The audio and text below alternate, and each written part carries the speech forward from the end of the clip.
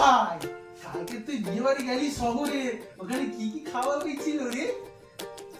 বিয়ে বাড়ি না গেলাম বুঝলে, হ্যাঁ, গিয়ে প্রথমে না বিয়ে বাড়ি থেকে ঢুকতেই দেখি বাঁদিকে ফুচকা স্টল লাগানো, তো ওখান দিয়ে 30 পিস ফুচকা খেয়ে নিচ্ছি। शाबाश बेटा, बहुत बढ़िया। শুরু করে ঢুকে গেছে। তারপরে আরেকটু এগোলাম, কি সব কি স্টার্টার ফাটার কি বলে না, ওখানে দেখলাম চিকেনের কি একটা লাল কালারের কি একটা ছিল, তার লেখা ছিল কাবাব। কাবাব? হ্যাঁ, তো ভালো খেতে ছিল বলে আমি ওটাও খেয়েছি 10 পিস। 10 পিস খেয়ে আমার গলা শোকাচ্ছিল না, ওখানে আমি জল ভেবে খেলাম না, কিরকম ঝাঁঝ ঝোঁক ছিল। তারপর আমি জিজ্ঞাসা করলাম ওটা কি, বলে মকটেল। মকটেল? আবার কি জিনিস যাই না, আমি মকটেলে আমি ঢুকে গেছি। তারপর দেখি যে কি কার কি, আমি তারপরে গিয়ে দেখলাম যে বিয়ে বাড়িতে কি হচ্ছে। দেখলাম একটা ছেলের সাথে একটা মেয়ের বিয়ে। अभी मैं गाली नहीं दे सकता। नहीं, गाली नहीं देना। अब फैमिली देखती है, वरना मैं ऐसे गाली दूं, ऐसे गाली दूं ना, जिंदगी भर याद रखें ये बड़े हुए। ওদের বিয়ে দেখে আমি কি করবো, আমার কি থোড়ি বিয়ে হচ্ছে। তারপরে গেলাম আমি প্লেট নিতে, আমার খুব খিদে পেয়ে গেছিল, কিছু খাইনি তো তাই। গিয়ে দেখলাম যে প্লেট নিয়ে একটা কচুরি, তা আমাকে একটা কচুরি দিল, আমি ওর থেকে আরো চাইলাম, ঠিক আর একটা দিল। আমি বললাম তুমি আরো 6-7টা দাও, ও 6টা দিল। চানা মশলার সাথে খেলাম, খাওয়ার পরে দেখি একটা মাছ, কমপ্লিট মাছ, সে কিরম পোড়া, তন্দুরি। মাছটা কিন্তু খেতে ব্যাপক ছিল। পোড়া মাছ খেতে ভালো? হ্যাঁ, হেভি খেতে, শহরের ব্যাপার, বড় লোকদের। তো ওইটাও 5টা খেয়েছি। 5টা খাওয়ার পর দেখি সাদা ভাতের সাথে চিংড়ি মাছের কাঁটি গোজা ছিল। কাঁটি? कौन है ये लोग, कहाँ से आते हैं? চিংড়ি মাছের কাঁটি কোনছে? ওরকম কাঁটি ছাড়িয়ে আমি 6টা চিংড়ি মাছ খেয়েছি। খেতে পারলি? বাবার জন্য খাইনি তো কে? আমি গ্রামে এইটুকুই চিংড়ি খেয়েছি। চিংড়ি দিয়ে 6টা খেয়ে নিচ্ছি। একা যেতে পারলি? আমাকে তো নিয়ে যেতে পারতিস। তুই তো ছিলিস নি। তারপরে আমি ওখানে দেখলাম যে হলুদ কালারের ভাত। হলুদ কালারের ভাত? আমি ফার্স্ট বললাম বিরিয়ানি, তারপর খেয়ে দেখি মিষ্টি মিষ্টি। আমি বললাম এটার সাথে কি খাবো, খাসির মাংস রাখা।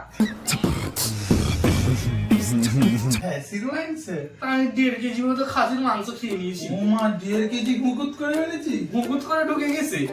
शाबाश बेटा, बहुत बढ़िया।